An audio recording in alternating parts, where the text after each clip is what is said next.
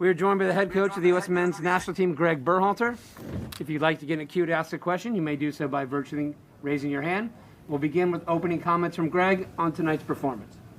Thank you, Michael. I think first off, thank you to the fans in Minnesota for creating an amazing atmosphere.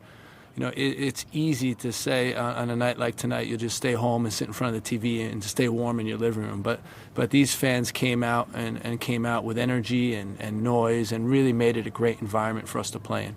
Secondly, just really appreciative of the players' mindset in a game like tonight, in a night like tonight. They battled through the conditions, but showed the determination and the grit to get a strong victory and a dominant performance.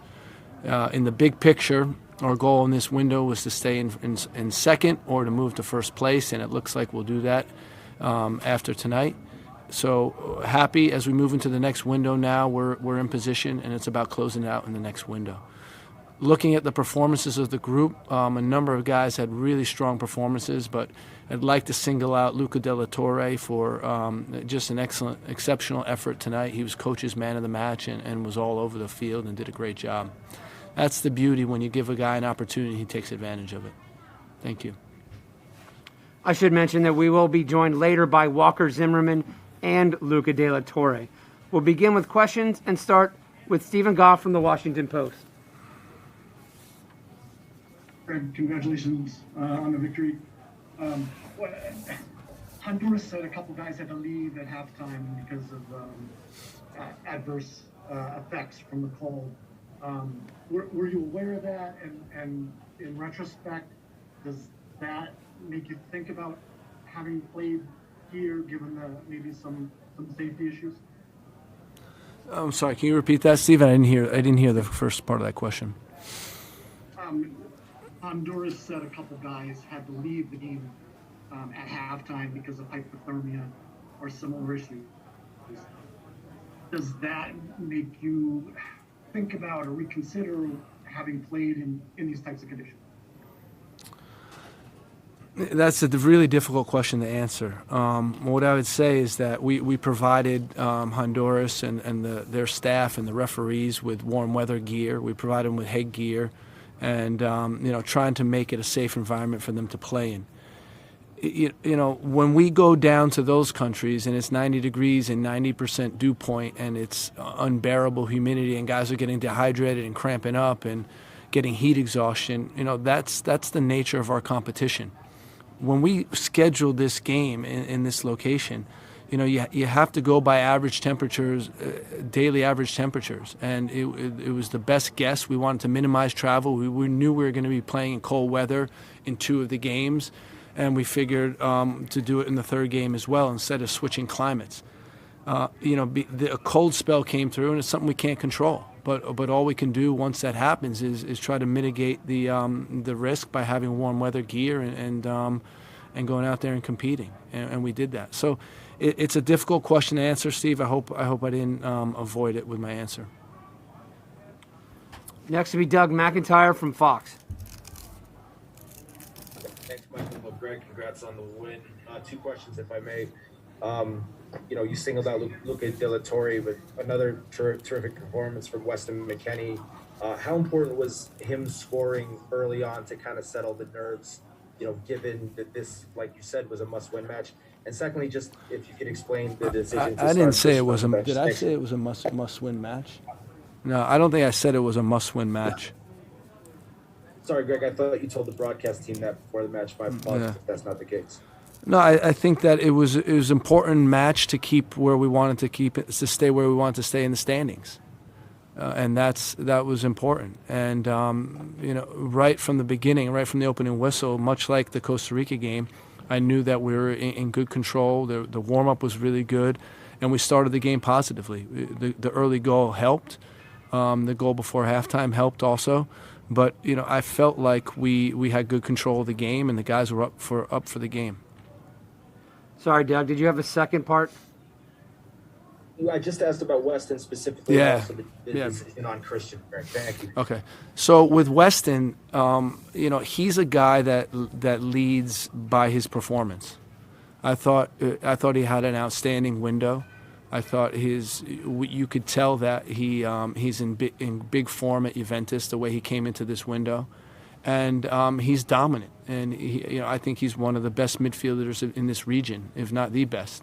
So it's great to have a strong performance from Weston.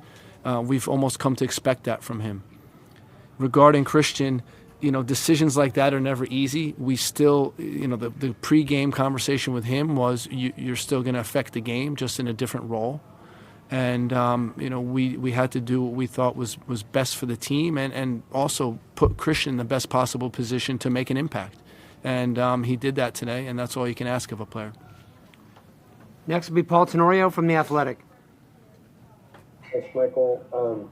Greg, goals on set pieces tonight haven't happened in qualification, hasn't happened since this summer. How important was that to show that you could score on set pieces? And considering Kellen's service, and typically he doesn't start games because he plays the same position as Tyler. How do you carry that into March? I'm surprised you asked that. I was waiting for Sam to ask that question, but I'll address it anyway. We're sitting next to each other. We've been close on set pieces, and it has been frustrating for all of us that we haven't scored on set pieces in 10 games. And, we're trying. We're doing our best. Some of the plays we've become really close on, as you saw last week in Canada, on Sunday in Canada, was a close opportunity as well. So, and that was, without Kellen serving the balls. But Kellen's a specialist. He's really good at set pieces. It was good to see the execution tonight. And, we moved into the +2 now in goals over qualifying and set pieces. We've given up 1, we scored 3, so that's always good. Next will be Ron Blum from the Associated Press. Hey, Greg.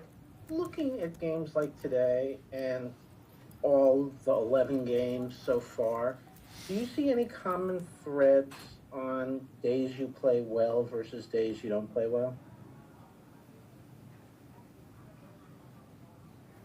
Not really. I mean, well, I guess the common thread could be away from home. We haven't been we haven't gotten the results that we have at home. So that's one thing. And it's always tricky. There's always different conditions. There's always different circumstances that make playing on the road in CONCACAF extremely challenging. And we all know that. I knew that as a player, and now I know that as a coach.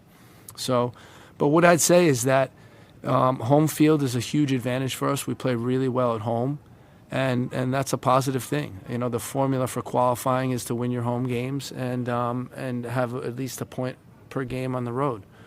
So that's what we'll try to do next window. Next will be Grant Wall. Hey, Greg, congratulations on the win. Thanks, Grant. If there was a trend in the lineup tonight, it seems like you went with some guys that you haven't gone with as starters very often in a game where 3 points was really important. What do you learn from that? And are there more guys now that you feel like you can trust in big situations? Well, all we could do is gather information and watch the guys train and watch what they're doing at their clubs, and then envision how they can play for us, and then put them in position to perform for us. And that's what you ask. You ask guys like Lupo, when they get the opportunity, that they can step up and take advantage of it. And that's what he certainly did. But there's other guys. When you think of Reggie Cannon, who played a very good game today, was relentless on the right-hand side. Ricardo Pepe, I thought, had a good game, even though he didn't score a goal. Part of our plan in the window was to get him rest and then use him in a night like tonight. So I'm glad to see that. And overall, pleased with the group performance. But it definitely makes things easier when you have guys perform at a high level and you have a number of players to choose from. I thought Jordan Morris was also gave the opponent problems today. So overall, pleased with the performance of the group. Next will be Jeff Carlisle from ESPN FC. Thanks, Michael. Hey, Greg. Touching on a couple players you mentioned earlier, you talked about Kellen Acosta's set-piece delivery, but what did you make of his overall game and kind of, filling in for that role that Tyler Adams usually occupies? And the goal that Christian got, I mean, how much of a boost do you think that can give him? I mean, is that something that can really propel him forward, or is that something that's just going to have to shake out over the coming weeks? You know, I think the hardest thing to do as a coach is to talk to a player and tell him that you support him and you're behind him 100%, and then you don't start him.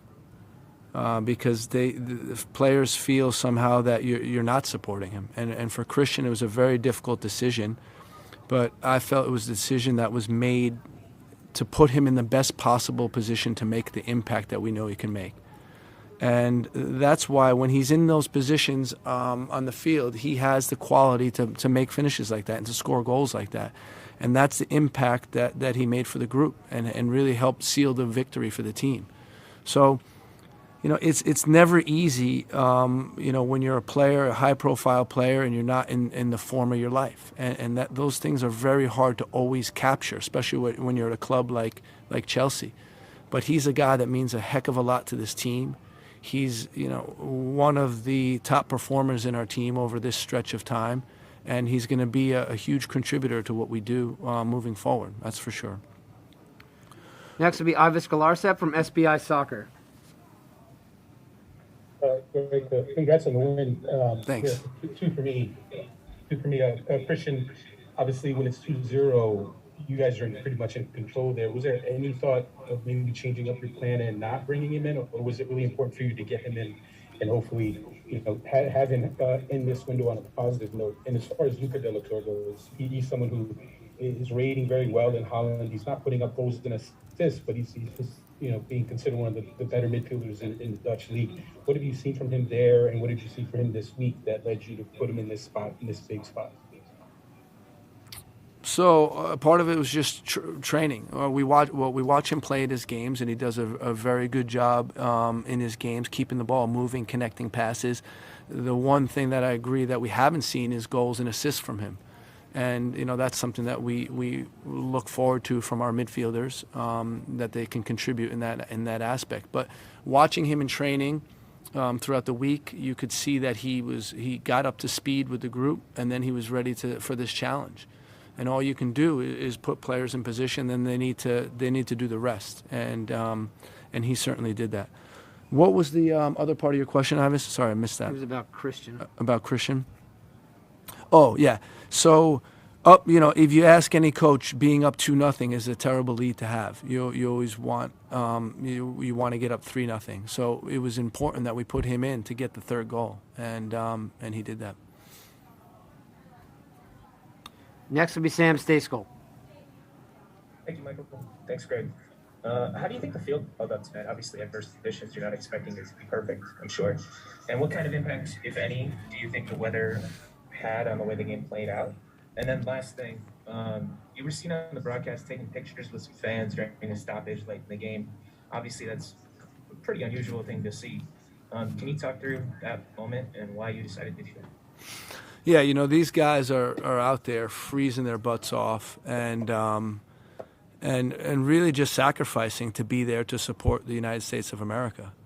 And there was a long break in time, and they asked, can they get a picture? And I said, guys, we'll do it after the game. And then during that time, during that long break, I said, hey, let's take advantage of this now. And I quickly went over and took a picture with them.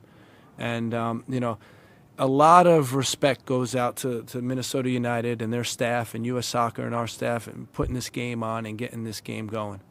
The conditions were adverse, but the field was great. The field played really well. They took good care of it up to this game. You know, they got seats in the stands. They got a great atmosphere going. So overall, you know, in difficult conditions, really proud of U.S. Soccer staff, Minnesota United staff, but also the players for battling through that. It was difficult conditions, and they did a great job. Next will be John Lupo from Vavel.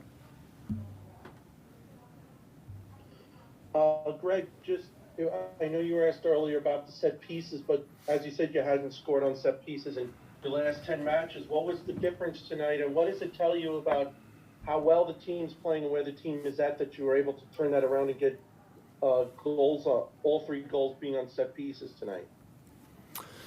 It's important. Again, we want to be in the positive in set pieces. We think that's a big advantage that we have, and we haven't been converting our opportunities. But looking, at the process of it rather than the results of it, we've had good opportunities to score, and we just haven't scored. Starting with the first game against El Salvador, Miles Robinson has an open header from 6 yards out. That could easily have been a goal. Weston in the last game had the goalie made a great save, and if he puts it anywhere else, it's probably a goal. So, in terms of the process, I've been happy with both offensive and defensive set pieces, and tonight we got the results of it. We got conversion from it. So to get 3 goals is always good. It puts us in the positive. Next will be Jonathan Tannenwald from the Philadelphia Inquirer. Thanks. Michael, Greg, there was a lot of heat on you and pressure on this team in the last few days to a degree that hasn't always been seen with this program over the years. And I wonder what you make of that and of answering it tonight in the way that you guys did. Yeah, I think when you talk about pressure, I think you're referring to external pressure. And that could be the media pressure. But what I'd say, Jonathan, is that there's no amount of pressure the media can put on me that I'm not putting on myself. And we have very high demands for this program. And we desperately want to get this right and qualify for the World Cup for the players, for the fans, and for our country. The staff puts a ton of work into this. And we're working with a really young team. And when you think now we're almost at 1.9 points per game, that's pretty darn good. So all we do is keep going, and we keep putting pressure on ourselves to perform, and that's our process. We look at things, we refine things, and we get better every single day. That's what we're focused on. We'll take 2 more questions for Greg and then have Luca De La Torre available. Next will be Charles Bohm from MLSsoccer.com. Hi, Greg. 2-parter for me. I know you've been focused on this window, but you have traditionally the 2 most difficult trips that the program faces in Mexico and Costa Rica. Next window in the run-in. I don't know if you've thought about that, but what your approach is to that early on here. And second, I understand your explanation of playing in these conditions. Do you foresee this being something that will always be the case in qualifying, that sort of this approach is needed, or will there ever be a point where the Federation would not need to schedule a game in extreme conditions like this? Yeah, well, that's another tough question, and the reason why is because you're acting, or you're asking the question, insinuating that we're the only ones playing in these type of conditions. Canada scheduled the game up in Hamilton, and it was in the teens, and so for us, again, we're trying to minimize travel in this window, and trying to keep the weather somewhat consistent, and that was our focus. And the third thing is we want to win our home games. So, that's a really difficult question for me to answer, because for us, we see our home field as an advantage, and playing in conditions that the opponent's not used to, also an advantage for us. I don't know, it's not common that we play in January, that we have World Cup qualifiers in January. Due to COVID, we have to reschedule. They had to put this January window in. So, I'm not sure if it will continue or not. But I know that we've had some historic wins in adverse conditions. Mexico and Columbus, the Denver game against Costa Rica, and these 2 last games in Columbus and Minnesota have been big wins for the program. Last question goes to Brian Sciaretta from American Soccer Now. Thank you, Michael. Thank you, Greg. Congratulations. Thanks, I just wanted Brian. to ask you about Walker Zimmerman. He was a guy who was not on your initial roster in October, and obviously he's performed well, and you could touch upon that, but also the decision to give him the armband tonight. How has he grown within this team in a leadership role? Will you feel comfortable with that gesture and his role within the team? And that's a pretty dramatic rise when you consider where he was in October, but if you can comment on both on the field and off the field contributions. Yeah, I'm pretty sure in other camps, in other qualifiers, he wore the captain's band as well, yeah. And in the Bosnia game in December, he wore the captain's armband. He's been a leader since day one with us. And day one is January of 2019.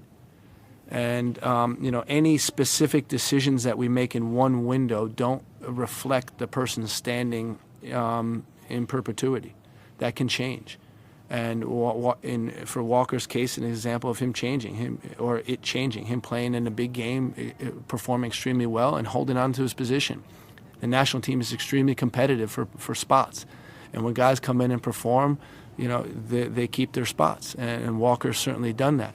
And not only that, but his demeanor, his mindset on and off the field is really helpful for the group. He has experience, but he's also calm, and he has a calm intensity to him that really helps the group perform.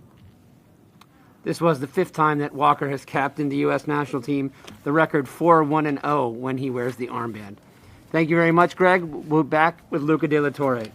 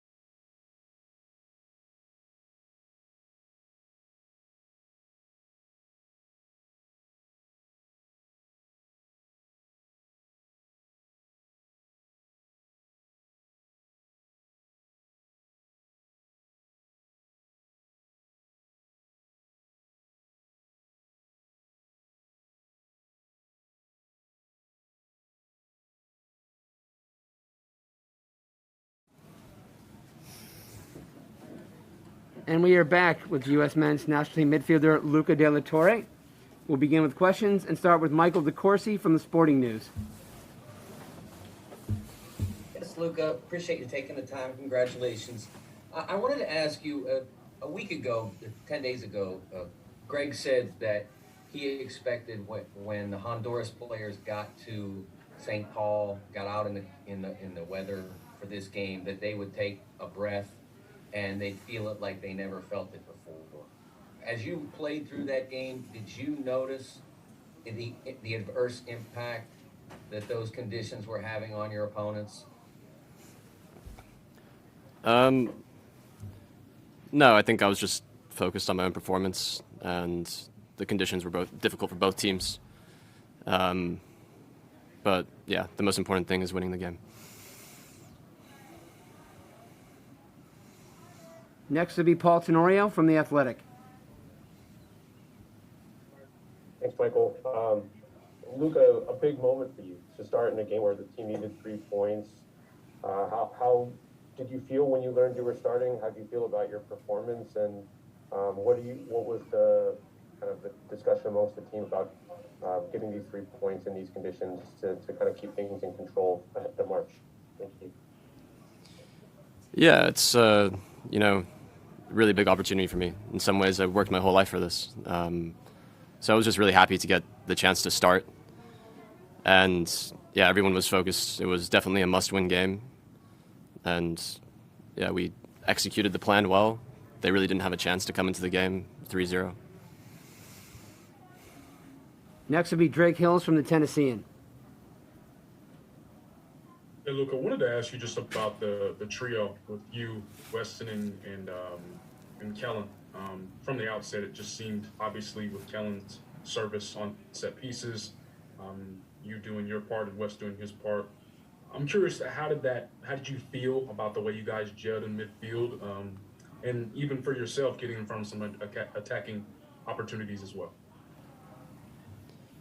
Yeah, I think it was good performance from all those guys. Kellen played well, had really good set-piece deliveries, and Weston's a really good player. I enjoyed kind of linking up with him. So yeah, it was a good night. Next will be Jonathan Tannenwald from the Philadelphia Inquirer. Thank you, Michael. Luca, congratulations on everything tonight. I realize we've all asked all of you a million times about the call already, but from your perspective, what is the mental side of preparation for something like that, and then dealing with it in the moment when you're out? Thanks, and congrats on the win. Thank you. Yeah, I think if you focus too much on the weather, then it can really kill you. If you're worried about how your body will react, or all the negative things that can happen, then you can have problems. But I just tried to focus on in the moment, and especially in the second half, I didn't notice it very much. Next will be Sam Stasco. Thank you, Michael. Thanks, Luca, for taking the time. This was obviously your first start in qualifying, or just your second appearance of the cycle. What did it mean to you not just to get that opportunity, but to seize it with the kind of performance that you had? And how do you feel about where you stand in the pool moving forward into the final 3 matches of the Octagon? Yeah, personally, I feel like I deserved that opportunity for a long time. I've been in good form for my club, and every time I got the chance with the national team in those substitute appearances, I felt I did well. So today I just did my best, and then it's the manager's decision. But I'm happy with the way I played, so I can live with whatever happens after that. Next will be John Lupo from Vavel. Luca, you mentioned that you were just focused on your performance tonight. Talk about getting your first start of this window, and how did you think you played out there tonight? And congratulations on the victory. Thanks. Yeah, I thought I did well. I just tried to carry the ball up the pitch, work hard off the ball, and yeah, it was just, I felt like it was a performance that I usually have for my club, and it was good to be able to do that with the national team. Next will be Fabian Wrankel from Area Sports Group. Hi, how's it going, Luca? Congrats on the win. I wanted to ask you, how are you feeling linking up with the players in the national team, and how did you feel kind of grooving with them this last game? Thank you. Yeah, really good. A lot of the guys I've played with quite a bit before, like Weston, Christian, we've been playing together since we were like 13. So it's quite easy to fit in with those guys. And yeah, when we play like we did today, it's enjoyable, it's attacking football. I was on the ball a lot, so yeah, I just had a really good time. Thank you very much, Luca. We'll be right back with Walker Zimmerman. Thank you.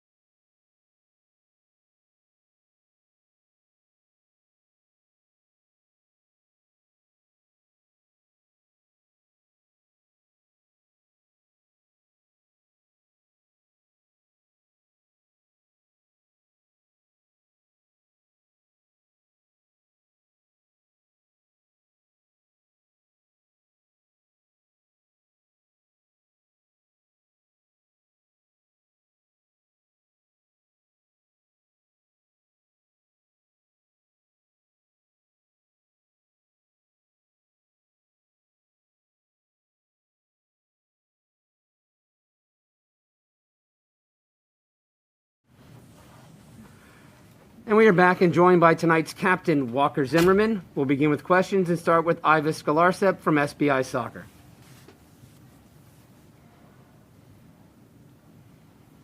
Walker, congrats on the victory and the performance.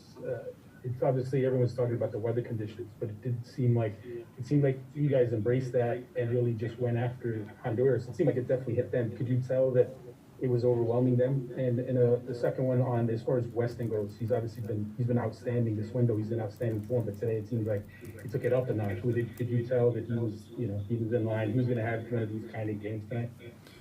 Yeah, to be honest, I don't think they wanted any part of that tonight. You could just tell coming out for warm-ups, only sitting out their starting 11, not coming out right after the half. As soon as we got that first goal, and especially the second goal, we felt like we were in really good form and in control of the game. Weston's playing great. He's doing really, really well. Amazing header from him. And you can tell that he just brings a lot of swagger to the team in the way that he kind of creates off the dribble, his flicks, his movements, his ability to win balls back, stop transitions. He's just been all over the field and has had a very good window. So happy for him and looking forward to watching him keep his form trajectory going up. We'll go to Drake Hills from the Tennessean. Yeah, what's up, Walker? Two-parter for me, a bit of a follow-up on the cold, more of a comprehensive question on that front. Just asking, obviously you guys trained in it and you warmed up in it and then you actually played in it. I'm curious to know if there was a different feeling. Obviously when you get later into the game, maybe it's less of a factor mentally. And then the second part of the question is, I'm curious to know your thoughts on Kellen Acosta's, particularly from the distribution off set pieces. Obviously you were able to see the benefits of that.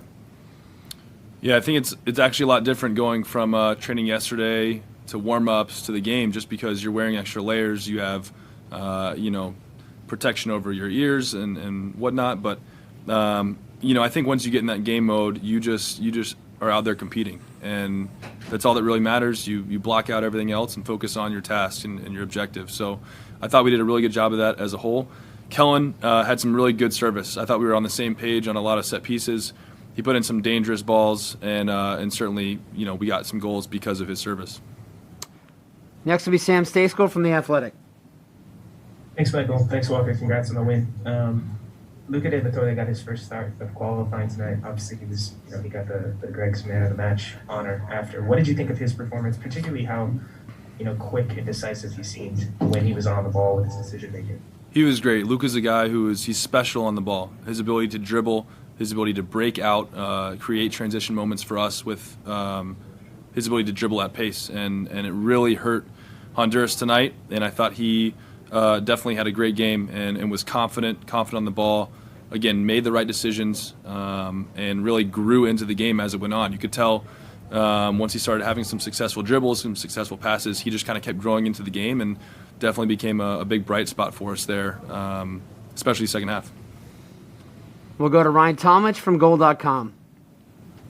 Hey, Walker, you talked a little bit about set pieces there, and the stat going into tonight was that you guys hadn't scored any, which is, for me, a wild stat considering the guys you have in this team and yourself and Miles and Weston and all guys who could get on the end of those.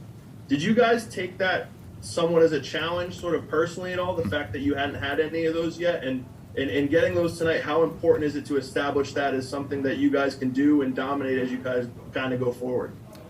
It always frustrates me when we don't score off set pieces because, like you said, we have a lot of threats, a lot of aerial threats who are very good off of set pieces in the air. And so I agree with you. It's a pretty wild stat that we hadn't gotten any into the back of the net. And so for us to deliver tonight came at a really good time. And, hopefully that's something that we'll continue to work on, continue to find connections between the service and the runs and the movements, and then obviously the execution once you actually get your head or your foot on it. Next will be Jeff Carlisle from ESPN FC. Thank you, Michael. Hello, Walker. Obviously, this was a tough window, conditions-wise, game-wise. To finish it with a result like this, I mean, how much momentum do you think this gives you heading into the last 3 games? Because obviously you've got some difficult venues that you're going to have to go to as well. I think the hope is that it gives us a lot of momentum. Just not because we got 3 points, but the way that we got 3 points. I thought it was a statement in the way that we competed, the way that we went about the game, went about our business, and definitely looked like the most dynamic performance that we've had, especially this window. So hopefully we can take a lot of positives from this game, keep up the things that we did well, and carry that into the next window and be ready to go in Azteca. Next will be Ron Blum from the Associated Press. Hey, Walker, thank you for doing this. How do you view the remaining 3 games with the 2 on the road and the 1 at home? Is it as simple as ensuring you win the home game and pick up whatever you can in the other 2, or is there more than that? No, we're definitely going into Mexico, going for 3 points, going for a win. Certainly, I'm sure we'll be aware of the points it's going to take to qualify, but it's one game at a time, and that first one against Mexico is going to be important, and that's what our focus is on. So we're going to be trying to pick up max points there. We'll go to Doug McIntyre from Fox. Thanks, Michael. Thanks, Walker. You talked about how the first goal impacted Honduras. I'm curious how it helped you guys settle your nerves. Obviously, some pressure coming in off the left against Canada. It was huge getting the first goal. It's something that we haven't been able to do early on in games enough, and you can just tell that it provided a big boost for us, and it really hurt Honduras. They pretty much shut down after we got that goal, and we grew in confidence. We grew into the game. I mentioned that swagger that our midfield 3 had. Weston and Luca combining, Kellen spraying balls to the other side of the field and getting behind and getting crosses into the box. That's what we did well. That's what we did well tonight. And so I think we're really happy with the way that the game played out. Next would be Paul Tenorio. Thanks, Michael. Kind of to build on that, Walker, there felt like a lot of tension going into this game just because of how important it was to get 3 points at home. How much did you guys feel that? And again, did that goal kind of let you settle in? And I wonder how long did it take you, like you say, once you got into game mode, you didn't really feel the weather as much. How long did it take to get into game mode, considering just how cold it was? I think there was an awareness of the importance of the game, being aware that 3 points was pretty much a necessity, just with where we are and where we want to go. So I think we really took that upon us and felt that, not in a bad way, but just in a sense of responsibility and execution that needed to happen. In terms of getting into the game, I thought our warm-up was great. I thought we came out there, making eye contact, looking at one another, getting each other engaged and saying, hey, this is it. Like, we can't change anything about what's going on with the weather. We can only control what we can control. That's our work ethic, our intensity. And I thought from the first minute, I thought everyone actually was in game mode. I thought we came out really sharp and won our duels early, moved the ball quickly, got in behind early, created chances early, and I think everyone was locked in from the opening whistle. We'll take our last question for Walker from Claudio Villalobos. Hey, thank you, Michael. Walker, Michael actually reminded us just a little bit earlier that the team is 4-1-0 when you're the skipper. That really builds a lot, I bet, in your mind. But you're probably one of the guys in the team that is gaining momentum as the qualifier has been going on. How's your feeling inside? I mean, what do you feel in time you know you're going to be starting, you're going to be the skipper? What is it in you that allows you to actually have become one of the main players in the team?